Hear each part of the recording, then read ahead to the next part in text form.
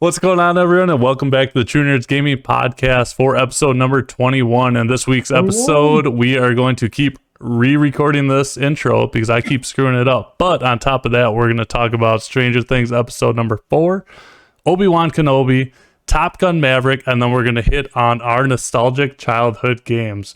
Without further ado, let's get into it.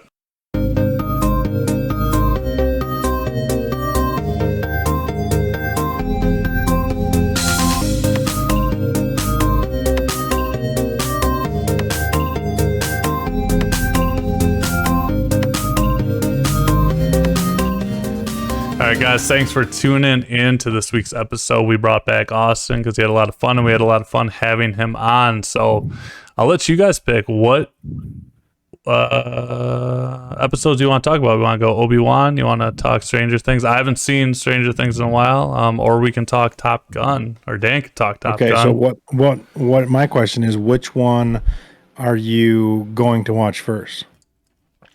Well, me and Austin. Yeah, go ahead. No, you go ahead. No, Tyler and I just only watched episode 1 of the Obi-Wan series. I just finished Ozark, but that's a whole different conversation. Nice. But yeah. I mean, I feel like that's the internet's most general consensus is like you watch Obi-Wan, that's number one priority, and then you get into Stranger Things, and so Right. So it's funny. I was actually at Woodman's the other day, and this it was really cute actually because this old lady, I mean, she's not old, she's probably like 60, but she was talking to the bagger. She's like, do you watch Stranger Things? And she's like, no. And I'm like, Stranger Things? You're talking Stranger Things. I was like, I'm thinking Obi-Wan. She's like, oh my god, that is coming out. She's like, I can't wait to watch the episode. I said, well, actually it's 2 episodes. And she got so excited about it. So it was actually really cool having that conversation. that's hilarious. So I got everybody hyped up at my work to go watch Top Gun because I was like, hey, you can go see it, and they're like, I don't know, maybe. And I was like, all right, watch this video. And it was like a quick interview and intro into them, like they're flying real planes, and all the stunts, or pretty much all the stunts in it, are legit and real. Right. So it's like, and they talk about like all the extra things they had to do. They all had to go get like pilot's license and pilot's trainings and stuff like that. Tom Cruise like made everybody go do this, and they're pulling like real G-forces.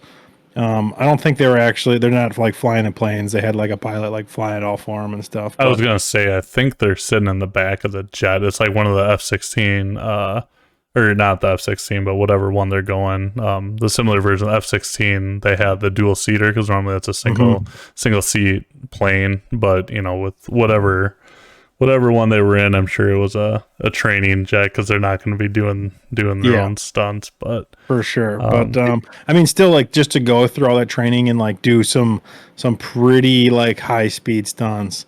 I mean, like you can go up in one of those jets and you could fly around and you get a couple G's and you're like, whoa, that's pretty crazy. But to hit like some crazy high G's, like you got to be training for months to get to that level. For sure. I think it was crazy that they like debuted like right off the bat $124 million. Like that's like better than the new Spider-Man and the new Doctor Strange movie that just recently came out. So like it's going to be interesting to see what happens like this Memorial Day weekend with that. But like I'm excited to go see it. Like because I grew up like watching that movie like on repeat, and that's what actually helped me pick my like job, I guess. But yeah, it was pretty cool. No, I mean, like, that's what I think my dad's generation did when that movie came out, is like, they said they saw like this massive spike in like enlistments into the military because people love that movie so much. Even my dad said, he goes, when I was like getting ready to join the Marine Corps, I would just watch that movie nonstop on repeat. Like that was get me hyped up. And I even told Cobbs, like when he got me enlisted, I was like, dude, this feels like Top Gun right now. Walking around. And so, yeah, I mean, Top Gun's like influence and cultural like appeal is just massive. And yeah, I think it hits like all generations and it appeals to pretty much everybody, unlike some of the Marvel movies, which, you know, are a little bit more specific. I got my dad and mom to go to the movie with me.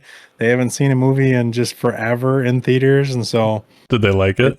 They did. That's awesome. That's awesome. They That's did. awesome. Yeah. They said like, I think the girls liked it a lot more. They said it was better than the first one. I think it has a little bit like better storyline for girls. It still has like a good story, and like it has like good momentum, and like everything flows really well in the story and makes it just a bunch of sense, and there's awesome action in it. But I don't know, when I just first impressions, it just didn't quite have the same um it's like Uh, military like stressfulness. Makes sense. Um, and now everything was like accurate. They were using all the correct like terminology, names, and they went down to detail on the accuracy. And I was like, I appreciated that portion of it, but I just like it didn't. I don't know if it quite. We're going to quite see like a massive amount of enlistment spikes off of this movie. It's a great movie, but I don't think it like is I guess it's not as patriotic as the first one. What I Makes sense. thought you were searching for was there's not enough shirtless dudes wearing dog tags and jeans Oh playing no, that's volleyball, man. it's not volleyball, but there's a nice scene in this one. Oh gosh, that's funny. Yeah, no, I'm really excited. Like you guys both said, just growing up watching that shit on repeat on USA is awesome, man. I That with Black never Hawk get Down. old. Yeah.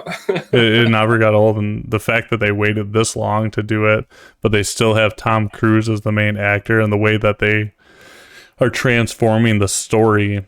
You know, he used to be that cocky dude in the front row, giving the instructors hell, and now he's moving into the instructor role. You know, I saw Goose's son is in the class.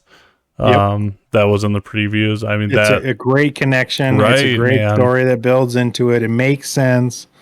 That's awesome. That's yeah. really awesome. I'm excited to like go dive into it. My mom actually asked me if I wanted to go see it because she loved the first one. Mm-hmm. So I'm pretty excited.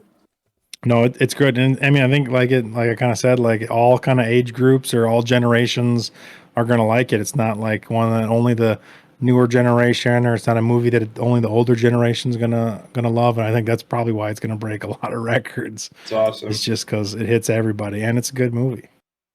That just came out Friday. Mm-hmm. Yeah, I definitely need to see We went that. and saw it at 10 a.m. on Saturday. It's nuts. Interesting. That was the only time that kind of like worked for everybody. And like my dad is already kind of like a like morning person, and he wanted to like get back home. So he came down, we watched the movie, did a bunch of yard work, and then he took off. And Did you go to the sleeper lounge? yeah, the Marcus. They had never been to a Marcus before with the Dream Lounger seats. Man. And they're like, dude, you can fall asleep in here. And I was like, dude, Maddie has. Have you been to one of those, Austin? I've not. Oh my gosh, dude, you're missing yeah, I out, think man.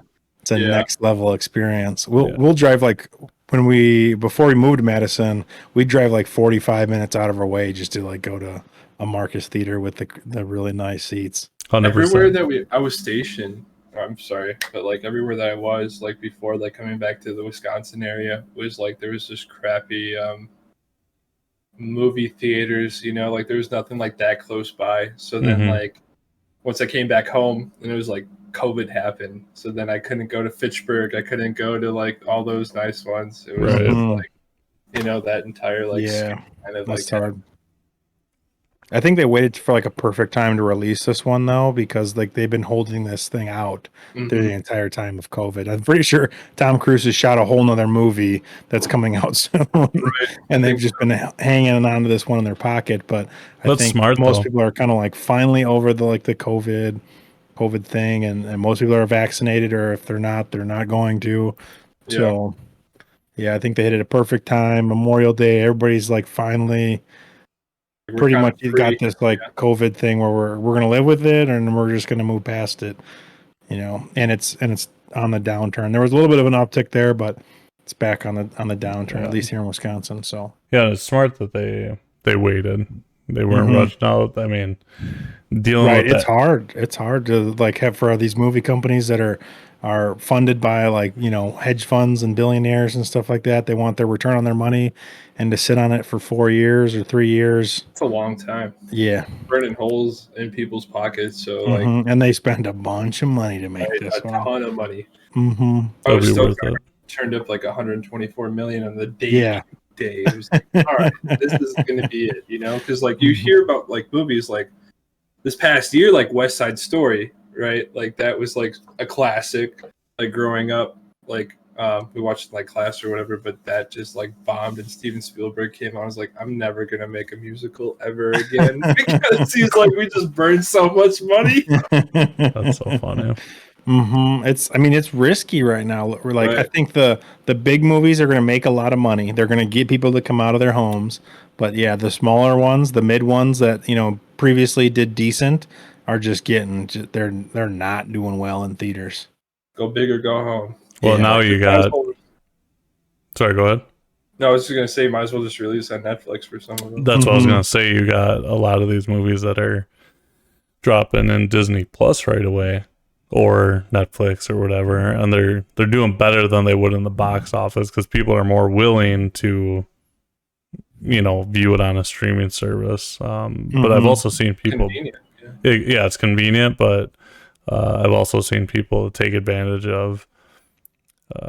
They're like, hey, I really want to see this, and then say Disney Plus has a 30-day free trial or whatever, and then they stick around and stay with the streaming service. So it is a good marketing plan to drop a few bigger movies, day one. And then does Disney Plus still do like the Disney Plus premiere or whatever?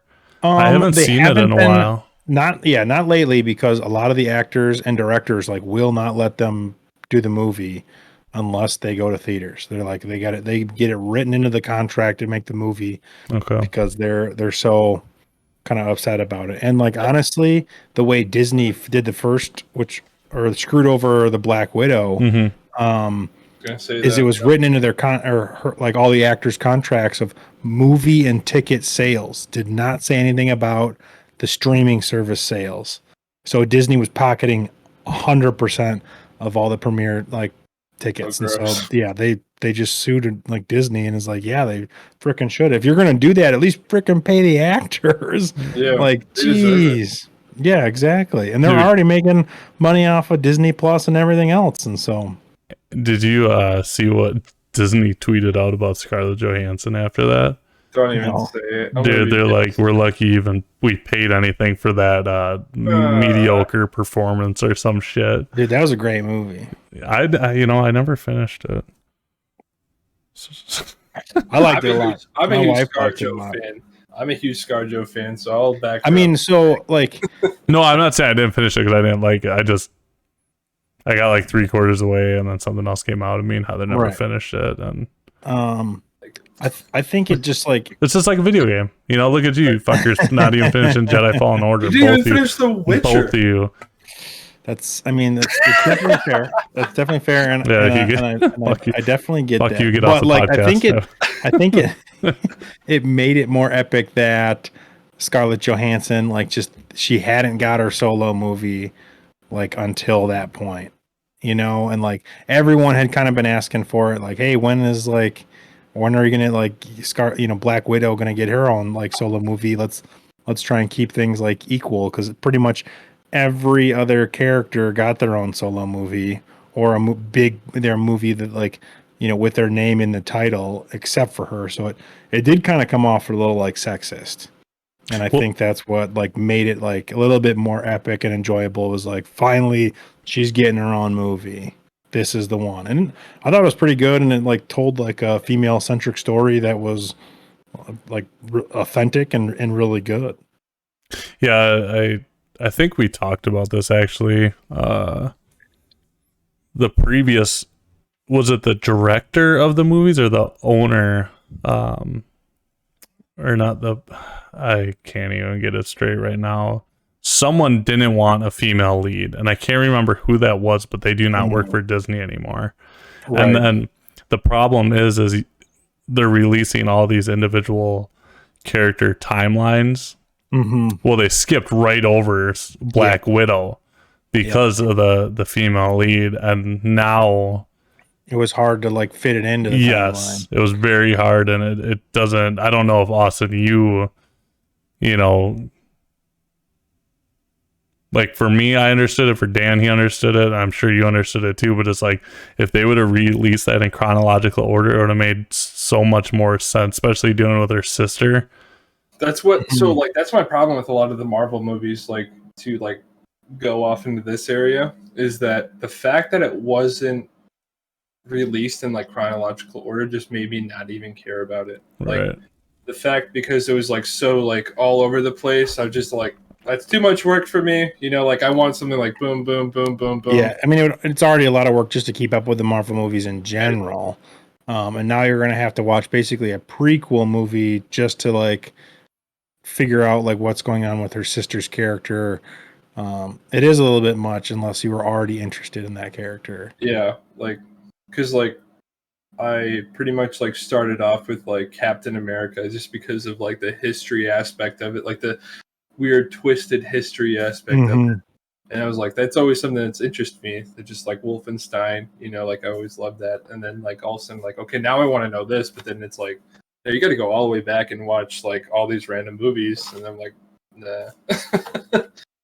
Do you have Disney Plus, Austin? I do. I love it. Like, so they do have the chronological if you do want to waste a couple months of your life. I will probably do that. I'm not gonna lie. Yeah, I think I need to do it. They have a chronological, and they'll do release 1, release 2, release 3. You know, a lot. Yep, go ahead. No, I was just gonna say because they released in waves. Like you got the OGs, you got the Iron Man, you got Captain America, you got Thor, you got all those release 1s, and then they go into release 2. But you can do it in chronological order. And the cool thing is too, like, I'm blanking. Hawkeye. Like they bring. Well, shit. Spoilers. Never mind. I don't want to ruin anyone's day. But Danny, you know what I'm talking about with the movie we were just discussing with Black Widow and what they brought into Hawkeye. You know what I'm talking about? Yep. There's stuff like that. The more movies you watch in the Marvel universe, the more you're gonna understand, and the better you respect how much effort they put into this series. They're definitely making like series and new movies that you don't have to keep up with everything to at least enjoy it, but they do like have the like callbacks to where if you are all the way caught up and like, a really big fan, it's a lot more like revealing and epic, and they kind of like put these things in and that are secret, or they hide them, and you're like, oh shit, it's getting real. And so it is very good. Okay, I'll have to check it out. Like, definitely. And a lot of the movies that didn't do well either critically or box office wise that I've went back and watched and even didn't like that much when I saw them in theaters, they age very well. Like a standout for me is Age of Ultron. When I saw it in theaters, I was like, yeah, it was good, but I was expecting Ultron to be better. And going back and watching it, it's actually really good, and Ultron's a great character. I do need to rewatch that. I mean, I rewatched it and I was like, wow, I missed all of this. Like, it's just like, you know, you just have expectations or a certain hype level, and if it doesn't meet it, you're like, oh, like, you know, it was kind of okay. But you go back and watch it after a while with no expectations, and you're like, wow, that's good. Or even just knowing more now. It's like replaying a video game. You replay it again, and you know, you realize how much you missed the first time around. For sure. Or if you weren't paying attention to the lore, or if you weren't like zoned in, like focused on the story or all the little pieces of the lore, and you play it a second time, you're like, oh wow, this connects, and this is such a better story. Yeah. So, Top Gun Maverick got way sidetracked, but that's okay. That's what podcasts are for. Let's go into Obi Wan, gentlemen. So me and Austin have seen the first episode, and you saw both, right, Dan? I did. Okay. So obviously, what are you guys' thoughts of the first one? So obviously going into the spoiler free, me and Austin were just having beers and barbecuing, so we already kind of talked about this, but what we discussed already, and I think this is a big key thing for a series to be successful. My wife's never seen a single Star Wars anything. She's refused. She's like, that shit's not for me kind of deal. But she enjoyed it. And I think that's a very, very good thing because one, I had to give her a little bit of backstory, right? But there was enough there that kept the average watcher interested, whether that's a family line or, a love connection or character building, whatever it might be that's keeping her satisfied, that's important, right? But for me, like, I'm super giddy inside because I'm like, oh my God, that's Anakin's son, or, this or that. And look at, oh my gosh, little Luke's on top of his house pretending to be, a pod racer. You know what I mean? Like, that was cool for me. So that got me excited as a Star Wars fan, but there was enough there that kept like the average viewer interested. So I think that's very important if you want to have a successful TV show.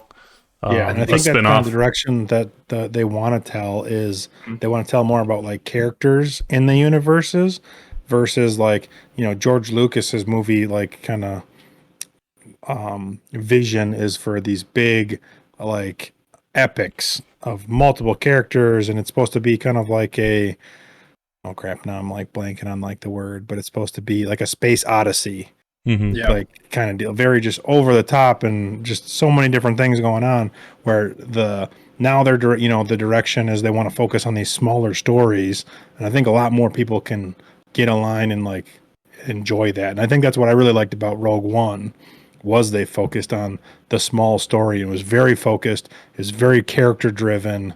And like I told Cobbs later, like a couple weeks ago, I was like, dude, this might be one of my favorite Star Wars movies of all time. I completely agree with that. Like Rogue One, like out of the newer movies that came out recently, was just like leading up to everything, like you still felt like that anxiety, that anticipation, like you almost wanted it to change, but you knew where it was going. So it was just like, and then like the action that took place to get to that point was just like, oh my gosh, it was so captivating. It was so beautifully directed. And like you got to see like a bunch of different characters like make an impact. And they filled in all the little holes. Right. Like it was a very short time frame movie, but it filled this kind of like big hole, and like it flushed out the universe even more and made the next movie that picked up right where that one left off even more impactful. Exactly. And I loved how they literally took like, I think it was like one sentence in A New Hope, and they turned it into like a whole movie in that one sentence. Like you felt it. Like you really felt it. You did, yeah. Like, and with like the Obi Wan Kenobi, right? Like I love, he was like one of my favorite Jedis growing up. Like I loved it, and just like seeing this come to life of something that we've always like kind of talked about to like our friends, like what was Obi doing between episodes 3 and 4? Like always kind of speculating, and finally seeing it like being painted on our television, and like being like, oh, this is it. Like it was good. Episode 1, like I'm definitely gonna give it like an 8.5 out of 10, because like the acting was a little weird. There was some bad acting in it, man. We talked about this. We're not gonna spoil. We'll talk offline. But oh my god, dude, I don't know if you know what if you know what we're talking about, Dan. But there is a part in the show that if you go rewatch it, you're gonna be like, what the fuck? Like, it's so bad. Was it like a character movement, or was it it was a character movement in a forest. In a forest. You know what I'm talking about, or what we're both talking about? I mean, it doesn't like ring a bell, but like that's one of those things that once you go back and watch it, you can't unsee it. Yeah, you're never for gonna sure. There was like a Harry Potter scene where this everyone else is doing all these cool moves, and the guy just like jumps or whatever, and they're like, dude, what is this guy doing over here? You're not fooling anybody. Everybody else is doing backflips and stuff, and this guy just like hops. Jumps. Like, yeah. Oh, sorry, Austin. I just got excited. We were talking about that when we were eating today, and I was just like, oh my god, you saw that too? Because like, you know me, I try not to be super overly critical on stuff. I go in with a very neutral stance. Like I would say, Dan, you're way more critical than I am on a lot of things, like you in video games, movies, whatever. Generally.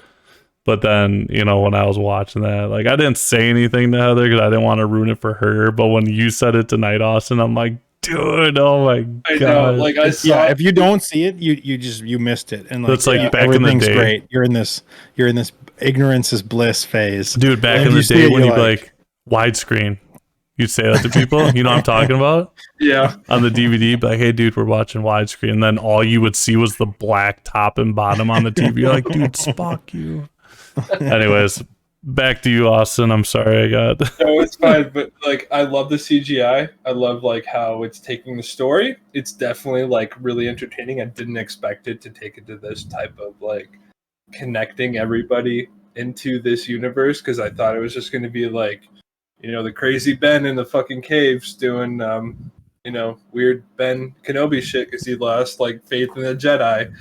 But like, I'm excited to see like where this goes. I'm excited to watch episode 2 tomorrow. I'm excited to like get into it because like the Book of Boba Fett, like I thought it was good, but there was like some magic kind of missing in my opinion. Like that just might be me because like I loved like Boba Fett and like Jango Fett like growing up. I thought they were cool like being bounty hunters, but there was like a certain magic that didn't like really like there was something that didn't like reminisce with me. Like it didn't like hold on to me. Like it was still enjoyable to watch, don't get me wrong, but like it was just like it didn't like carry forward.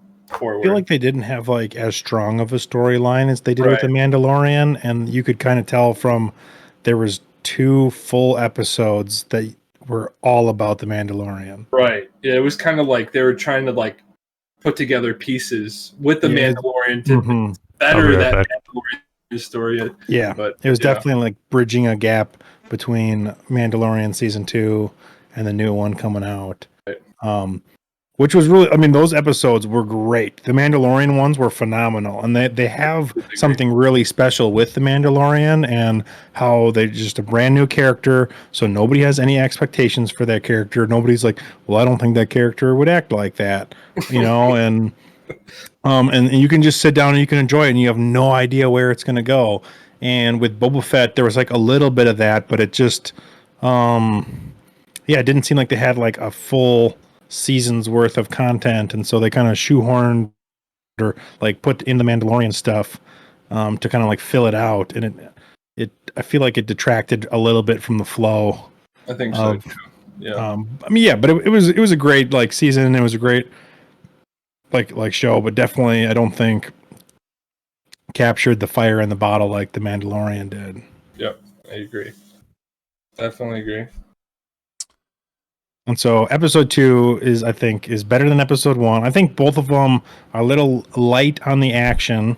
And so I'm glad they put both of them out right away, because if I would have just got episode 1, I think I would have been like left a little disappointed, because it's just, I mean, obviously it's like they're setting up the story, right? And that's good. I'm glad they're taking time to set it up. But it is pretty action light. But season 2 picks up a little bit and then leaves you in a really good spot. And there's some great characters in season 2 that you like get to know. And so, or season 2, episode 2. So I got a question for you, Dan. Mm-hmm. So I was thinking about this today. I watched episode 1 and I loved it.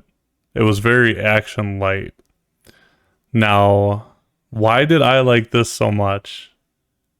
But then I watched Halo and that was extremely action light. And you tried to say it's a drama, and I'm not trying to pick, right? I'm not trying to start an argument here, but I was thinking about this today. I'm like, I like the Halo universe better than the Star Wars universe, just from my childhood. Why did I like Obi Wan better than? I think it's because it's canon, and it's from like that's a good point. That's a very good point. I think that's a very good point too, because like it's. Never mind. Go ahead. I'll let you finish. And I don't want to turn this into a Halo rant. I really don't. I'm just like, I was thinking about that today. I'm like, why did I like Obi-Wan Kenobi?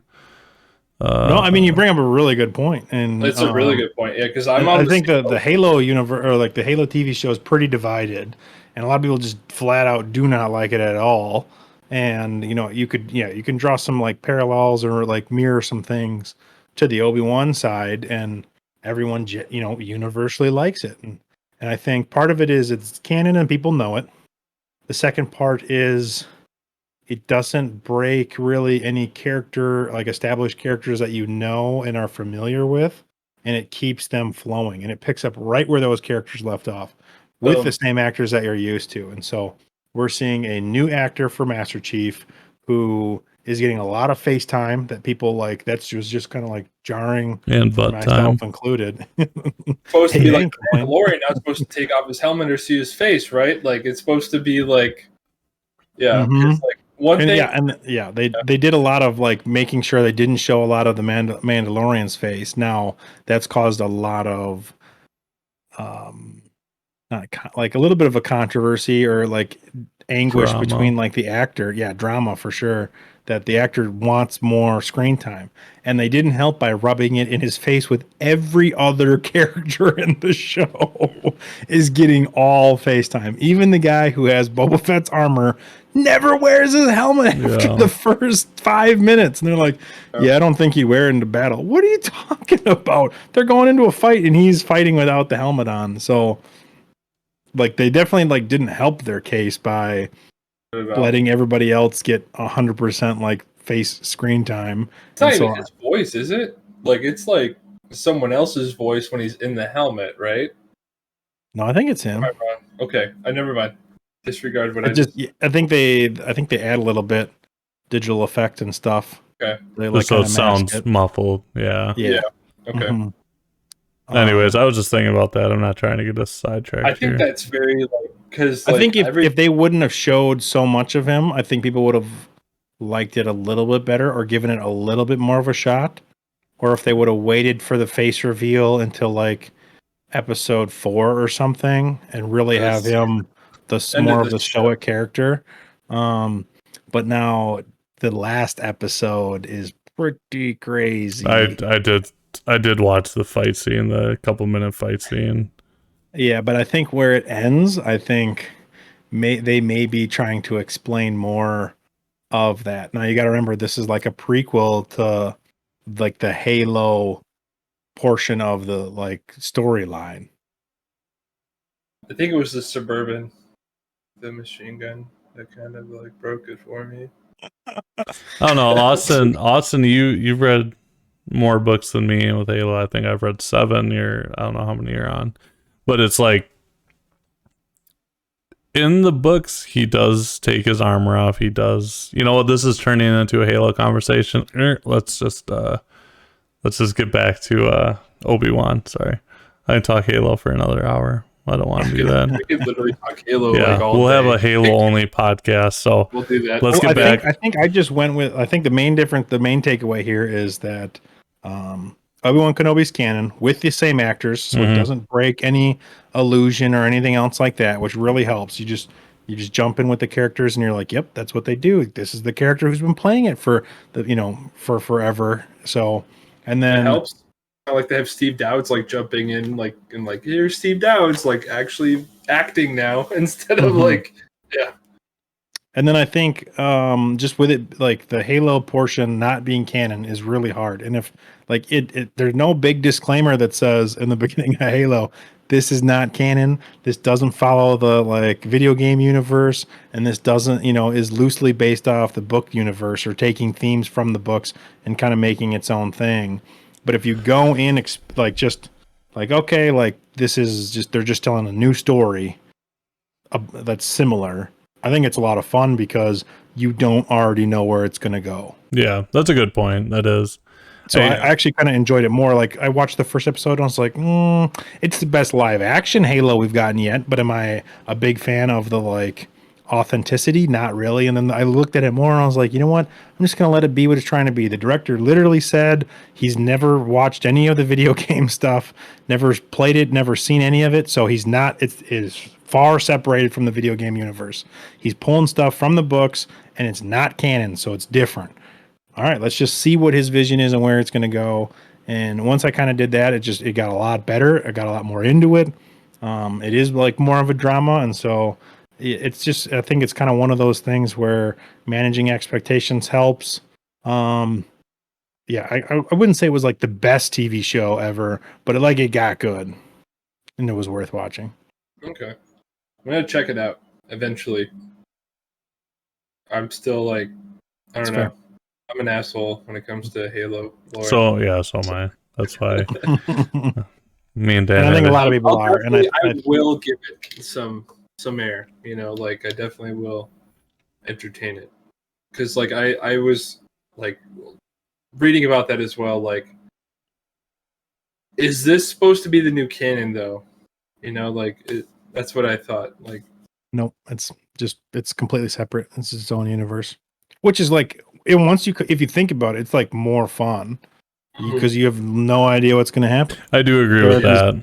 There are these some of like set pieces that you know and are going to like, but you've got no idea where this story is going to go. And well, I think, sorry to cut you off. I think back like when I was in the movie theater watching Revenge of the Sith, and I'm just like, I wanted it. I was like, Annie, don't be a dick. But Annie's going to be a dick, right? So it's like, yeah, and I agree with you. I ruined somebody's experience in Revenge of the Sith because they didn't know that.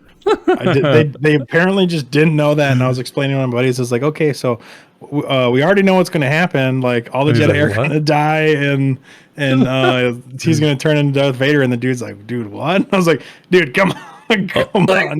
We've seen the next movie. Like, oh my god, we know where it picks up. Last night when we were watching episode 1 of Obi Wan, I was explaining the backstory and the relationship between Obi-Wan, Anakin, Darth Vader, Anakin turning into Darth Vader.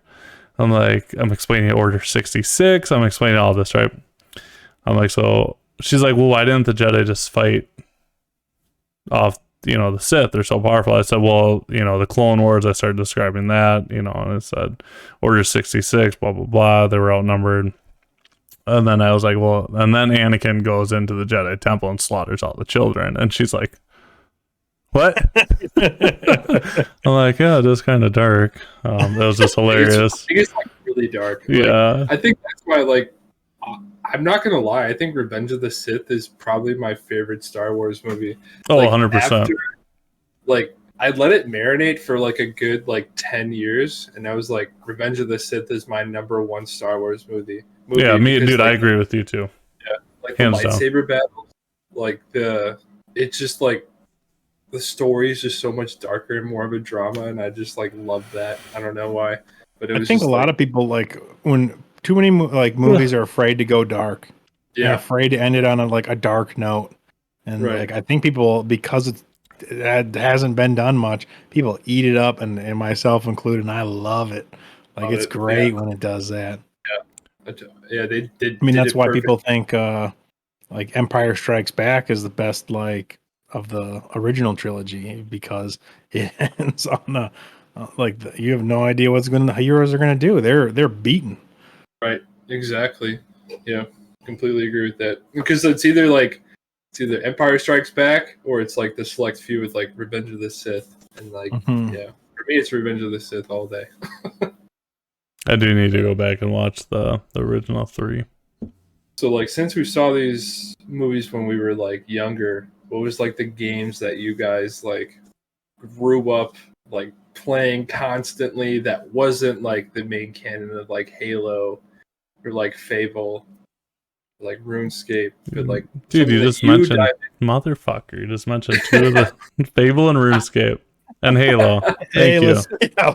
Yeah, you definitely crossed off Halo off my list. Fable. I just remember Halo. Yeah, I mean that's completely. Halo 2 is nostalgic because it was just co-op I got multiplayer. You in trouble.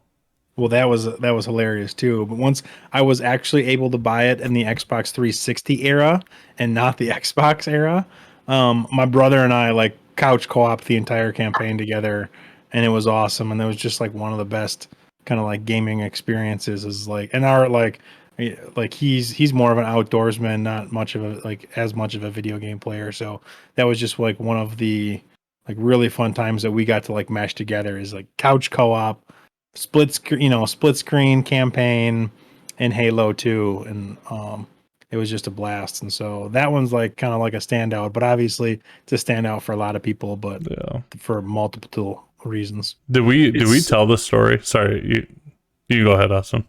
I was just gonna say, Halo in general just brought so many people together. It was one of those games that kind of cemented friendships and bounded relationships. Even just dropping on the ring for the first time, just in Halo 1, right? And where the hell am I? What are these creatures? What am I doing? Because like for me, my buddy Alex that I grew up with, he was like, hey, I got like the Halo box set. I don't know if you guys remember that. It was like Halo 1 and 2, and then it came with like the Halo 2 map pack. That was like yeah. Like, yep. Right? So he got this. He's like, I got this new game. Let's try it out. And I was like, all right, man, let's do it. And we were probably like in like 4th grade, I want to say. And we spent all night. And we're like in the library and we're like losing our minds. It's like the flutter coming at us. And we're like so high strung. I think we stayed up all night to play that like Halo 1. But like that will never be replicated. I don't know. But like it's just like that. Those that experiences, I know, yeah. Together forever. Mm-hmm. So I got to tell a story about Halo 2 with Dan. So me and Dan hung out. I mean, we grew up together. We went elementary, middle school, high school. I mean, we hung out on and off, right? It was never, I'd say we're closer now than we ever have been, definitely. But actually, hands down, it's a no-brainer. I mean, we talk daily. But I went over to Dan's house, and there was a movie gallery within walking distance, and it's winter. So in the 90s. So your parents just let you walk to you don't got to worry about getting 15 blocks across a highway to the movie gallery. Yep. Definitely want to let my kids do that nowadays. But so me and Dan go to the movie gallery, get money from his mom or dad or whatever. And we go in and we rent Halo 2. I mean, it's rated M, but the guy at the checkout's like, whatever. Like, don't give a shit. I did that too. Like at the family video, that was 20 blocks away. Like I did the same thing, right? Yeah, you ask your mom and it's like, well, I'm not driving you. You can walk your ass over there. So we come back and, excuse me, and we're we're playing it downstairs in or do we even play it? I was just gonna ask you that. I don't think we played it, dude. Like came home and like, what'd you get? Yeah, and we're like, we got Halo. Well, meanwhile, hold on, backtrack. On the way back from movie gallery, I saw this snowman, and I tried to drop kick it, and it was frozen. So I like just ate shit. But dude, just a memory. I mean, like it was solid ice. It hurt really bad, actually. Anyway, so we get home and his mom. Yeah, I'm pretty sure your mom's like, "Oh, what'd you get?" We're like, "We got Halo 2," and she's like, "What?" And we're like, she looked at it and was like, M for mature. Violence. Yeah. And Dan's like, Mom, like, it's alien. Aliens. Yeah, it's alien blood. It's like blue. Who cares? And you're like, I played it over at Tyler's house all the time. She's like, well, I don't care. So we go back to movie gallery, and this poor guy drives back. Yeah, she drove us back there. We had to return the game, and your mom gave the dude at movie gallery an earful, and we're just sitting there like, sorry, bro. Like, we tried to get one under, over her head, but so yeah, that is a memory I will never forget. Awesome. Yeah, at the time I could they would not let me play teen rated games unless it was Star Wars, because I'd seen the movies and because it was aliens. And so I was just like, yeah, Mom, it's Halo, it's just aliens, it's just like Star Wars. But because it was rated M. And really, there is no reason that game should be rated M that I can think of. Just the blood. When you kill people, there's blood. That is an M rated feature. All the Star Wars games that are teen, there's no blood. Which is weird. Right? Which is funny if I chopped you with a lightsaber. Well, it cauterizes. So the bounty hunter game for the GameCube, that was nuts. Boba Fett was basically Grand Theft Auto, except for you were a bounty hunter. You could light people on fire and they'd be running around everywhere. But it was rated teen and it was Star Wars. That was nuts. That's so crazy that you brought me by. Oh my gosh. Yeah. That was pushing the envelope of teen for sure. It really was, man. Holy cow. That just like a core memory just lit up in my head with that. Don't you love that? So, I love that. I want to say the game that I just thought of that I put hours and hours and hours into would be on the N64, and it's going to be the Star Wars Pod Racer game. Oh, man. Yeah. Yes. And I got a story, but when you're done, I got a story for that. Okay? Well, I was just going to say, looking back, I don't think that game was that great. I bought it for the Switch because I thought it was super hype. It's literally like 10 maps, and you just race around, and that's it. I'm pretty sure it's pretty short. Yeah. Yeah. But I had such a connection with episode 1, and you know, but That movie, if you were a kid, it was like the greatest movie ever. That was like the best fucking movie as a kid because you got the pod racing and you got that lightsaber duel with Obi Wan and Qui-Gon and Darth Maul. Like, Yeah. that was chef's kiss. Like, yeah. I remember playing with your double-sided lightsaber out in your front lawn, Dan. Oh yeah. I had all the lightsabers. Go ahead with your story on the pod racer, Austin. A funny random story, like not even. So my buddy Alex, the one I grew up with, I played Halo with, he came over to my dad's like apartment, right? And we lived like above, like on the second story of like this lady's house. And my dad went to go get groceries, and my buddy Alex and me were playing Star Wars Pod Racer, like as co-op. So we're like playing it. I was like, I'm gonna make popcorn because I'm 5 years old. And I go and make popcorn in the microwave, but I put it on for 30 minutes instead of like whatever the popcorn time was. And that started a fire. But I didn't recognize like the smell of a fire. So when my dad entered the door, he was like, "What's burning?" Came in. And you're like, I don't know, I'm fucking playing Pod Racer. All the grocery bags, and he ran to the microwave and he grabbed this flaming bag of popcorn and he like whipped it like off the top story of this apartment. Oh my gosh. Yeah, that's just the story I have. But he just like the way he whipped it and like just ran and barreled through the house to like get this flaming bag of popcorn will always like be a memory in my head while Star Wars Pod Racer was on in the background. Right. That's funny. I could totally see that happening. Just like you're zoned in, you know, you're racing. You're like, that kind of smells different, but whatever. Right. Like I'm playing Star Wars, man. Exactly.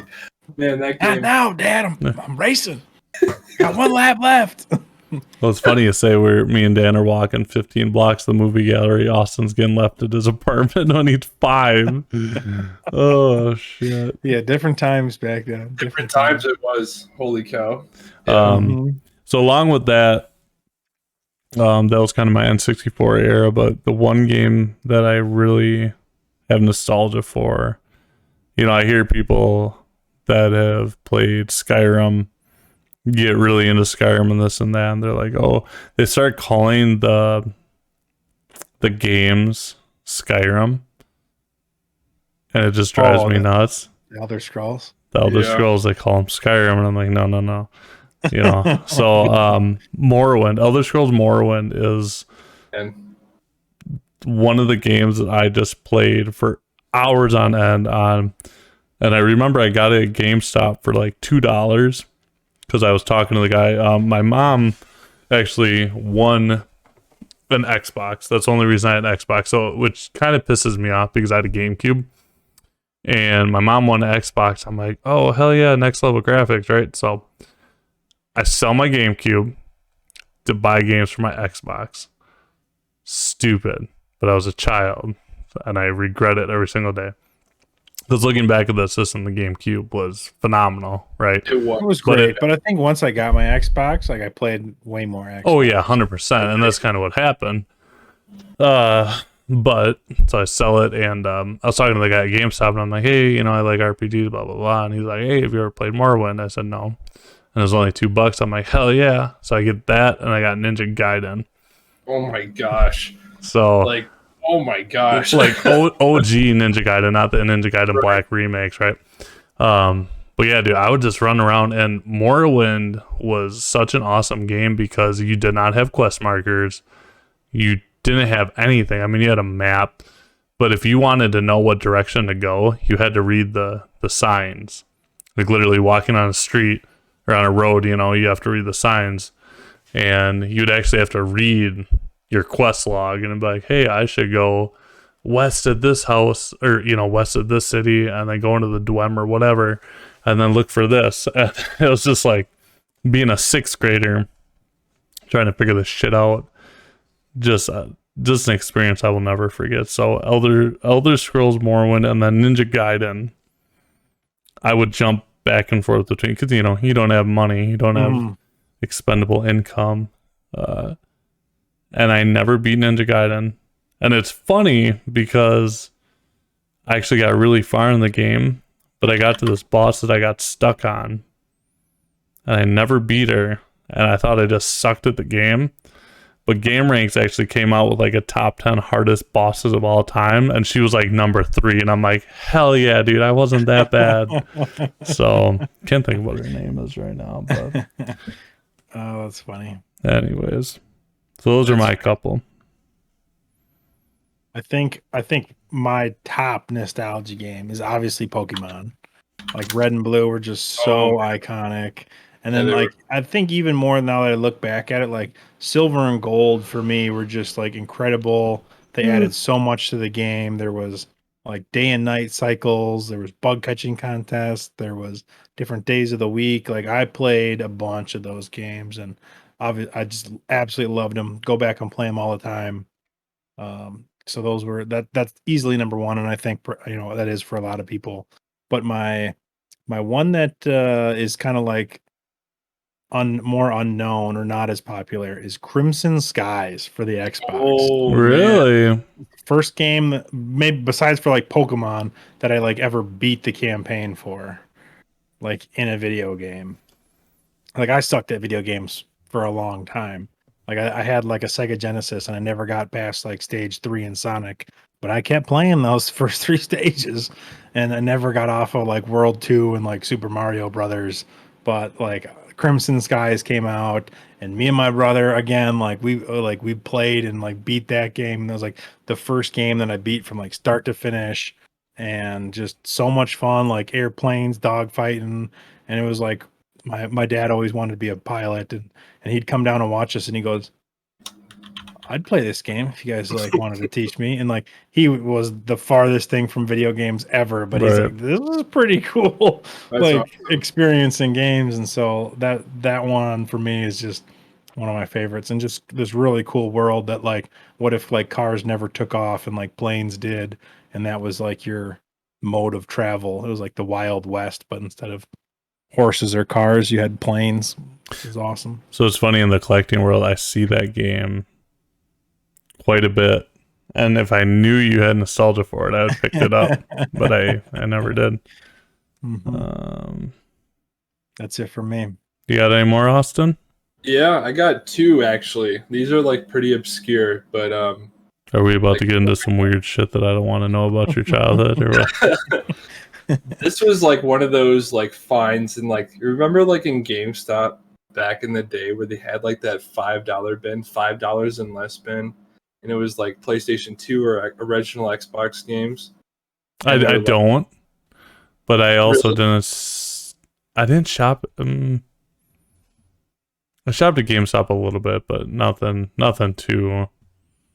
So it was like a GB Games or like a EB Games or something like that too. Like they kind of had that, but it was like one of these. Both of It was these, hard to get to GameStop, I feel like, right? because your parents had to take Yeah, you we had to there. drive. And so I Right. feel like I got a lot of more Shopko. games at Shopko Yep. or Toys Yeah. R Us or Target. I mean, once Target kind of came around, like that was like the go-to for us. And so Right.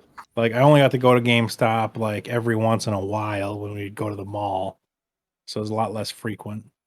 I think this is what happened. Like is like same thing with you, Tyler. I sold my GameCube, right? And like I sold like all these So amazing games stupid, dude. Wind Waker, I sold it, never beat it. Come on, man. and like the Star Fox game and Oh, yeah. Anyway, let's just get to press. so like there was 2 games. It was like one game was Return to Castle Wolfenstein. Hell yeah, dude. This game, I don't know what it was, but like the co-op aspect of it was amazing because it had like that supernatural bits to it with like the altered history, Mm-hmm. like what the Nazis were trying to do. And like as a kid, for whatever reason, like I was super obsessed with like World War II. And so like just like this aspect of it was like so entertaining, and there's like zombies and like super weapons and like all these like other mutants and stuff like that. And like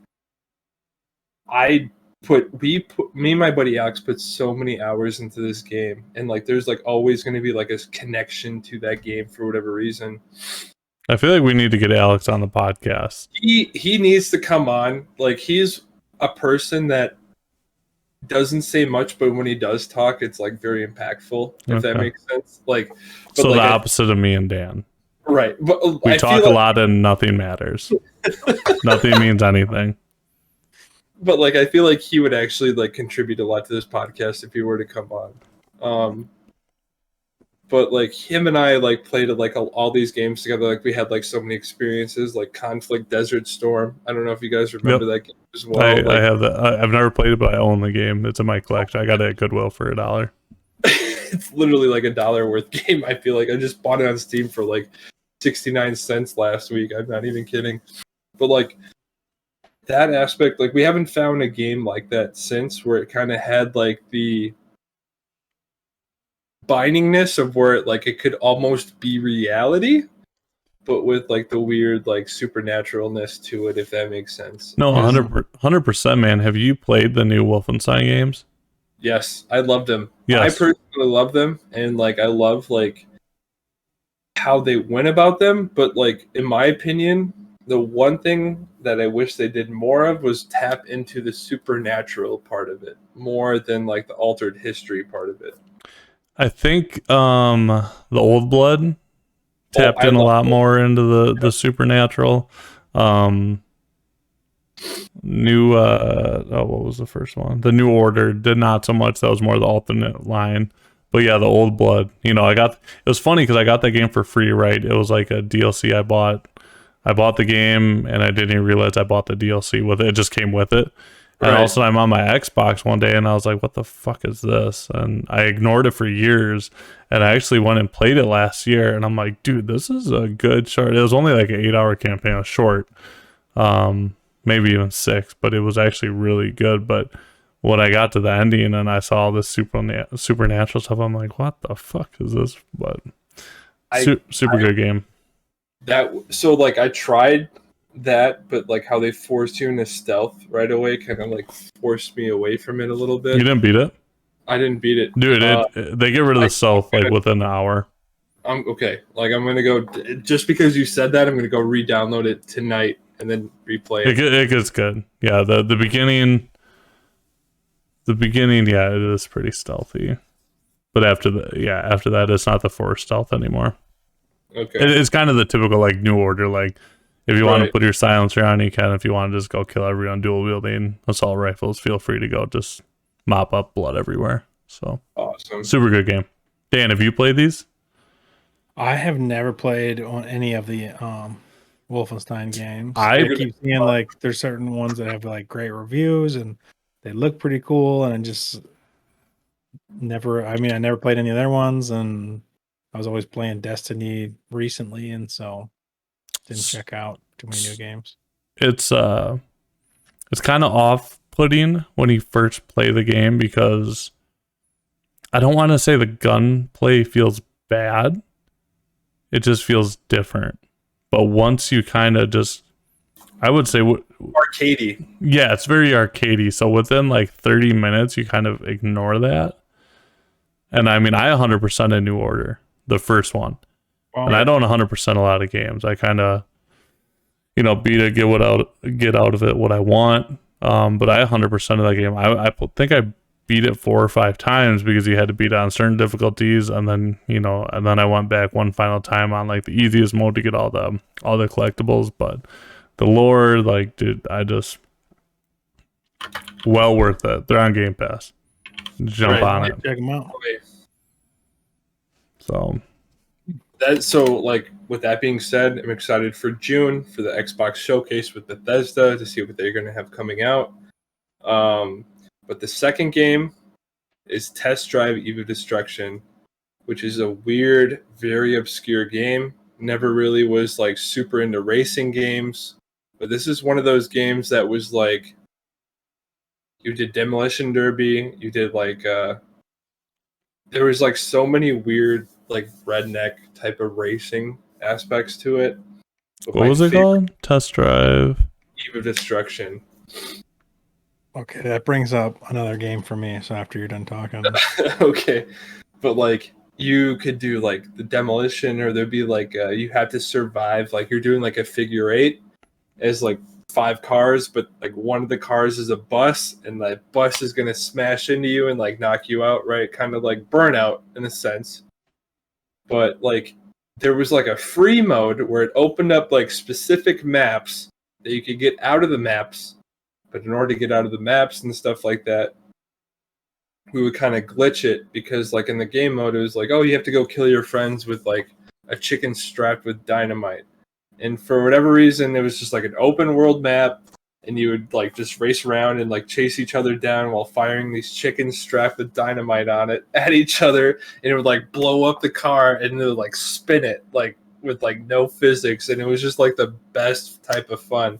So we'd use those physics to like get out of the map and like glitch it and stuff like that. But that was like one of those games that I never hear like anybody talk about, but it was like we put so many hours into it just because of that game mode. But yeah, that's it for me though. I've I never haven't played heard of. any racing games recently, but I was huge into Need for Speed Underground. Oh hell yeah! 1 and 2 back in the day. Yeah. And then like Need for Speed Wanted was probably like the pinnacle of like a Need for Speed story campaign. But like Underground and Underground 2. Underground 2 is my jam. Oh my was gosh. mine Like as well. I remember we took a trip to Florida as like a family when I was like in 8th grade.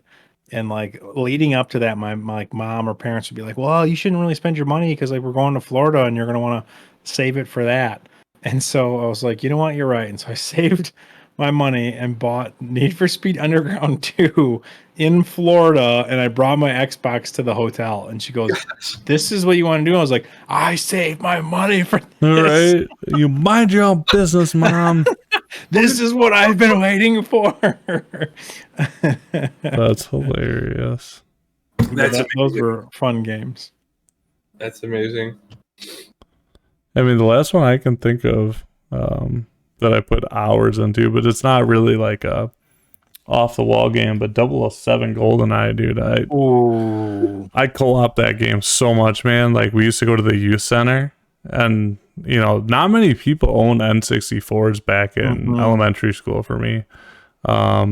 Did you own one? I got one late. You got okay, yeah. So I got one. I mean, I got into gaming late in general, but yeah. Really? See, I guess I didn't. Because I remember going over to your house and you got Sega Genesis. Sega Genesis, and I got a Super Nintendo when I was like 5 from like the neighbor. They just like, hey, we're done with these. You guys want them? And so they gave them to us. Yeah, like, hell yeah. And, like, that's all I had from like 5 until I probably got a Game Boy was my next one, and then an N64 after that. Yeah, but excuse me. It's almost midnight here.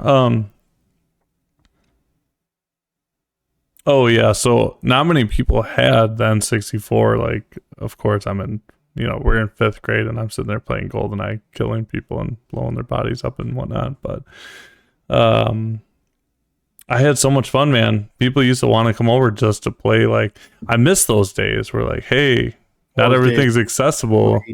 Kids. Dan's got this game, Tyler's got this game, let's go over to Tyler's house, play this game, or hey, let's go over to Dan's house, play this game. Like, I miss that shit so much. I never had GoldenEye, but one of my friends did, or I don't know if you did, Cobbs, or somebody, but like we'd get everybody together and do, four player versus on GoldenEye with pizza and Mountain Dew. Oh yeah. Oh my, they were just the greatest nights ever. Oh, I remember, dude. I don't know if you would have known him. Enslin would have known him, but Sam McLaughlin, I think his name was. Oh, I know Sam McLaughlin. We used to go to his elementary school. Yeah, because his dad was a doctor, and he had like this mansion of a house. Yeah, he had a huge mansion, but we used to go over to his house and play in the basement because of church. Like me, Enslin, Spencer, all them in church together. Anyways, getting super sidetracked. We've been go to church and we go play some GoldenEye. Right, man.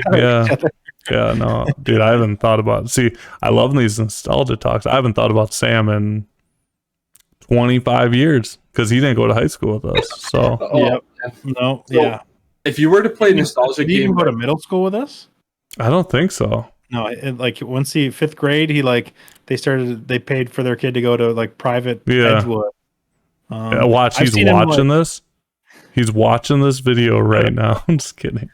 I kind of bumped into him a couple times because like his backyard was really close to my house. Mm-hmm. And so like I saw him a couple times and like talked, and he seemed like he was doing good. But I haven't seen him probably in 10 years. To put it in perspective, or not perspective, but Austin, this kid, super super smart kid. Like I went to a Bible retreat with him, and he was writing his own book. Dude, we were like 7th grade, like, and he already had like 150 pages in.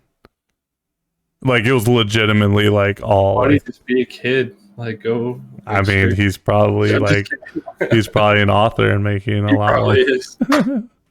That's crazy. Yeah. He was smart. What That's is? for sure. I got a question for you guys. What is the one game that you've been like a nostalgic game that you've been itching to kind of play? Put me on the spot here. For me, it's Medal of Honor Frontline. You know, where you storm Okay. the beaches of like. I've never. Mhm. Now, was Medal of Honor the one that they tried to use like the Xbox 360's like graphical showcase? No, this is like original Xbox or GameCube. Okay. Steven Spielberg actually like directed this game because he wanted the reason why he directed this game is because he wanted to teach kids about history. So he thought in order to access that, he would use it through video games. But there was like a weird like variation where he only released some on like the PlayStation 2, Xbox, and GameCube, and then a different variant on PC. But for whatever reason, like Frontline was like the D-Day one, right? Like where you storm the beach and then you're like a secret spy. But like me and my buddies used to stay up late eating Doritos and like drinking Mountain Dew, trying to play this game, like but taking turns because there was no co-op. Okay. That's my game. But what about you guys? Oh man. See, I'm weird with gaming. I love thinking about the games, but I'm very weird if a game's super crunchy. Like, you know, you see all these people that want to play retro games and stuff. Yeah, I like collecting the games, but I'm not the type that's gonna pop in an N64 cartridge and play it again. Is because I have a vision in my head of what it looks like, and I don't want to ruin that. you and Alex, dude, I swear to God, like he is the same way with like. I wish I could, because like one of my favorite YouTubers, his name is Retro Rick. Right. If you guys have any interest in collecting, go watch him.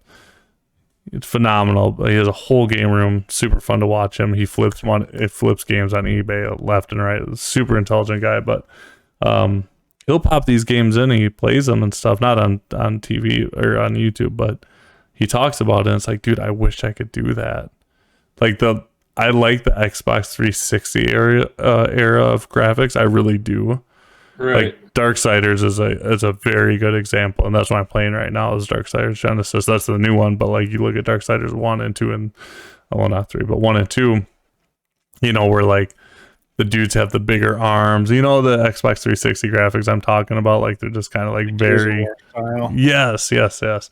That is as far back as I'll go. I really appreciate that, but anything past that, I'm just like, nah. Right where it is. So I'm kind of similar. There's like a few exceptions. Like Pokemon, like for sure, I can go back and play. That's timeless black and though. white That's graphics. a Yeah, good. I mean, it is. I think like the Mario game, like the Super Mario games, you could go back and play because they just like play really well in that style, and they're like the art style fit the blockiness of the game. So you're not like they weren't trying to be like the most graphic central game. They were trying to be gameplay focused. And then like Pokemon Stadium for the N64, like I've gone back and played that. Like you just like don't care that much about the graphics because of the sounds and the gameplay.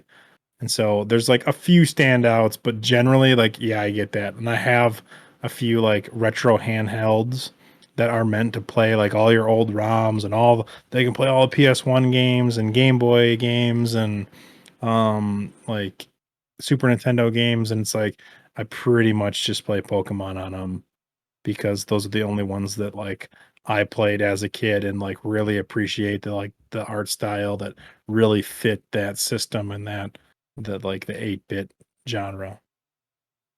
I do envy people that can go back and just have a blast with them. Yeah, I wish I could. I mean, Yeah. it's really hard. And even like the really old Zelda games, I wish I could go back and play them and like love them, and like I feel like they're okay for the art style, but they're just so OG, and I never played in that time. Yeah.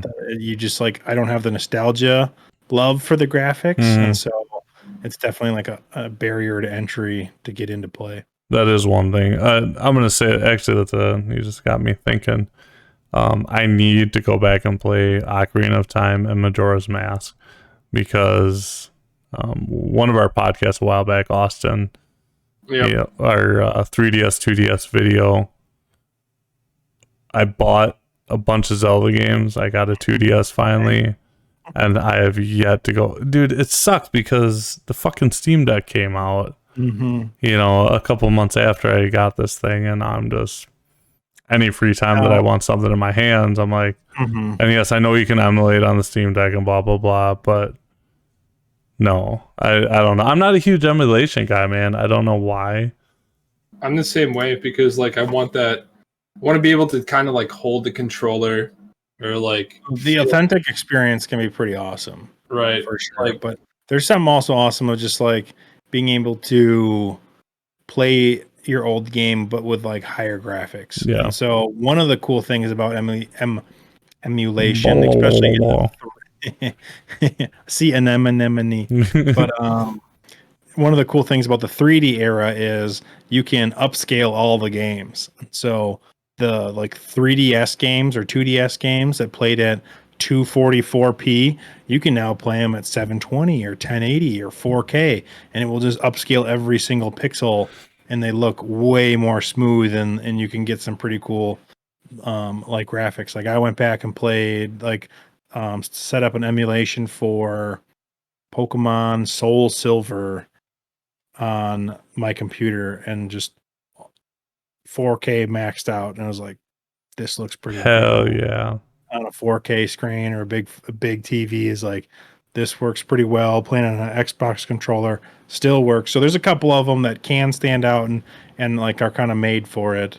But I do agree, like playing on the original hardware gives you that like authentic feel that is better. Sometimes it just didn't run all that great though. So being able to play at 30 or 60 FPS like flat is pretty nice too. That's true. So there's cases for it, but I agree. I do like the authentic experience. Yeah, it's hard because, I'm saying I like the authentic experience, but then I'm also saying I don't really want those crunchy ass graphics. So yeah, it's like something in your mind is like, I want to play it on the system. That doesn't look that good. I'd rather play my Steam Deck that plays games at like 800p. Yeah, dude, my backlog's already big enough. You know what I mean? Like, I don't want to go back and play. By the way, Kentucky Route Zero on the Steam Deck, highly recommend it. What is it? Kentucky Route Zero. It's a. He was telling me about this, and it's a story-driven or a narrative-driven game. Sorry, I'm just looking up. You didn't talk about it also. No, you're fine, but it's like so I played it on Steam. There's like games that like I buy on Steam. I'm like, this would be so perfect on like the Switch or something like that. Like now I'm just buying games and just waiting until I get my Steam Deck. I'm like, it's gonna be it, right? And so Kentucky Route Zero is like a mystery. Like I can't even. It's something that you have to experience, right? Because like the artwork, the atmosphere, and it's like so captivating, and it makes you want to tap into every bit of like the universe, right? Like kind of like when you're in an area, you want to look at through everything, because like if you leave that area, you still feel like you're missing something. Like there's something like a bigger part of the story. But as you continue to progress through the story, you unlock more and more of like what this character is feeling, like the generation that they're in. It's verified. It's it's verified. That's awesome. But like I highly recommend it. It's it's mostly in black and white, but like the atmosphere in that game is just so captivating. Yeah. Kentucky Route Zero. So Check it out. Look it up right now. Yeah, it's $24.99 on Steam. Wait It is. until the Steam Summer Sale. Don't forget next month is Steam Summer Sale. So Wishlist it. Yeah, that's a good point. Before we get off for the night, what are you guys playing right now? I'll go first. So V Rising, I'm taking a break from it. I talked to Dan about this, well, and Austin too. You only can, so essentially, if you don't feed your castle blood, it decays over time. Once it gets to 0%, then players can destroy it. You just wasted a bunch of stuff. There's ways that you can keep certain items and whatever, but I'm leaving for 9 days for work, and I just found out on level 3 of my castle, it only will last for 8 days and 8 hours. So essentially, I'm pretty much SOL. So I just kind of took a break. And the game's only early access, so I got I think I got 26 hours out of the game. Really love it. Having a blast. Once it's maybe full release, I'll probably revisit it. But in my backlog, playing Darksiders Genesis. Phenomenal game. Chef's kiss all through. It's a top-down action RPG. Very story-driven, though. If you've ever played the Darksiders games, you know what I'm talking about. But if you haven't, imagine Zelda meets hack and slash meets super dark story theme. Because you're playing the Four Horsemen, one of the Four Horsemen, or in this case, Darksiders Genesis, you're playing 2 of the Four Horsemen. And you're not on heaven's side, you're not on hell's side. You are the equilibrium. You are the people controlling the balance, right? So it's super cool. It's super unique. But the reason I call it like Zelda is there's a lot of puzzles, right? You can't get here, so you need to figure out whether it's a jumping puzzle or whatever. But in between that, you're just destroying demons or angels, just beating the shit out of everyone and collecting loot. Phenomenal game. So that's what I got going on. I'm having a blast. Hoping to beat it before I leave. And 2, there's an arena mode. So if you want to grind some levels, you don't have to just keep replaying levels. You can just jump into the arena mode and try to beat your previous high score. Dude, the game is like $3 on CD keys, and I would have paid full price for it. I'm having such a blast. I own it on Steam, and unfortunately, well, not unfortunately, but I have it physically unopened on Xbox One. I bought it for like $9 one day just because it was a steal. So, Nice. Austin, what are you playing? So I'm going to be playing Sniper Elite 5. Nice. Or Halo 2 Anniversary Co-op on Legendary. So I've not done that in like over, I want to say 15 years. So with the Halo 2 and like Halo 2 Legendary Edition, like on Legendary. So the graphical improvements on the Anniversary Edition, huge, kind of insane. So amazing. And I hope to God that 343 does a Halo 3 Anniversary Edition. Be amazing. I'm surprised they didn't, because man, Halo 3 was, I understand when they released the game or the Master Chief Collection, it really wasn't that old. Right. But by the time they got the damn game working, then the game was old. So this generation would be prime for it. So it would be. They just need to find some man hours to do it when they're not trying to like get infinite unfucking infinite. Yeah. Did you hear about like the lead designer or lead one of the was it the lead story or lead multiplayer is gone now. Yeah. One of the leads left. So unfortunate. What are they even, here we go, Halo again. What are they even doing, right? So this is a 10-year plan, blah blah blah blah blah. Are they releasing story DLC? Like, what the fuck is going on? They said that they were, but like we haven't even gotten like theater Forge co-op. Sure, co-op. Dude, I will pick this game up. I loved the story. I will play it again, and I know the story was great. I'm along for the ride on that. The multiplayer, I'll kind of hop in and out of. I still haven't checked out season 2, but from their like things that they brought in, I'm like not that interested, and especially coming from Cobbs and I, who maxed out the battle pass. We're just Way kind of too fast. I did that too. Like, Way I too broke it out, fast. I think like within a month, like I got the battle pass, and yeah, like I cannot wait to see what they're gonna bring in with like this DLC, because like I did say what I said right in our last podcast that I was on, like how I felt like they could have had more like environments and stuff like that. Still enjoyed playing through it. I just wish there was like a little bit, there's more variety.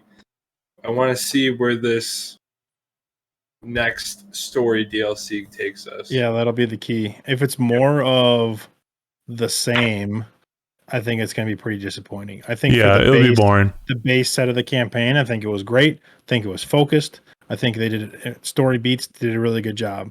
But if it's more of the same levels and same like That's where it's going. Yep. kind of like dungeon design kind of thing, then it's like, all right, this is already getting overplayed, and it's only the second DLC, right? And so Add the flood. They need to add. They hinted at it. No, they did. So, I think someone said, I can't remember who said this. It wasn't one of you guys, but one of the podcasts I listened to. They were making fun of how the story was delivered in the game. And I didn't see that because I was having fun. But looking back at how the story was delivered, there was no cutscenes besides the beginning and the end. Think about that. It was just a hologram, and you're like, looking back at it, that's kind of messed up, man. I don't think so. I think it's great gameplay. You're never taken out of the gameplay. I agree with that, but I also disagree because I think about like, do the Halo 2 cutscenes where he's like, "What are you doing?" I'm giving their bomb back. I mean, they were great. This is a different game than Halo 2. I know. And if you look at like what Bungie does, it took them until now to get good cutscenes. Yeah, 7 years. It's just I feel like they should have sprinkled it in more, I guess. I mean, the cutscenes that they did do were great. Phenomenal. The beginning, do the opening cutscene got me hyped. Yeah, I mean, I was kind of like a Halo Infinite story doubter when I first started playing it, and I thought the story it pulled me in. And I was like, "This is too good to be like like what everybody has like said about it." Like I loved it, and like the whole, I think it like played into the story. The whole hologram delivery of kind of the story that was going on was like it made more sense in the story, and it was kind of cool that like there weren't any cutscenes because you're Master Chief and you're listening to this hologram, and you can walk around this area while it's playing like if you want to, but like he's like talking to you and calling you out and challenging you. And so I thought it got me hooked. And it's one of the few games that I've like played through start to finish without any interruptions or having to go back to it. Yeah. I feel like, sorry, go ahead, Austin. You're good. I feel like maybe the part of the reason why I felt like I couldn't fully like love it is because it felt like halfway through a game, or like felt like a quarter through a game. And like, because like that's what their intention is, right? It's to add more to it to be a 10-year game. Mm-hmm. So like maybe, I don't know, that might be part of it for me. But clearly you haven't had a Destiny campaign where they hinted they just keep creating new storylines and never wrapping them up for 5 years. Yeah. Or adding another layer to it for 5 years. Like, it's bad. We've talked about, like, me and some other Destiny fans have talked about it. And it's like they just keep starting new storylines. And we have so many that are unfinished or untouched. Right. Like it's bad. It hurts. It takes so long between like storyline points. They'll open one up and it's super interesting and you're like in love with it. You're like, oh my god, I can't wait. And then they just keep adding new ones. And you're like, but you have so many that we haven't heard from, that you haven't added to, you haven't closed up. And it took forever for them to even close a few of them, and it just feels like they're dragging on in their story. Their stories they're always good, but they're always just new story. They're great at starting a story. Right. That's a problem with Bungie, man. Yeah, I feel like at least the Halo campaign was a little bit more focused. They're going to have a singular story. They're not going to be creating all these new storylines. Yeah, like I mean, you know my feeling on Halo Infinite. I love the game. I had a blast with the campaign. I spent hours after I beat it to go and find collectibles and this and that. You know, but looking back, I'm trying to nitpick a few things, and I wish they would have, because the opening cutscene was so good. I wish they would have just kind of sprinkled that in a little more. They're just like building up to like future content. Yeah, with like Atriox, like that guy's a dude. What was the book called? I can't remember what it's called, but awesome. There's a graphic novel about Atriox.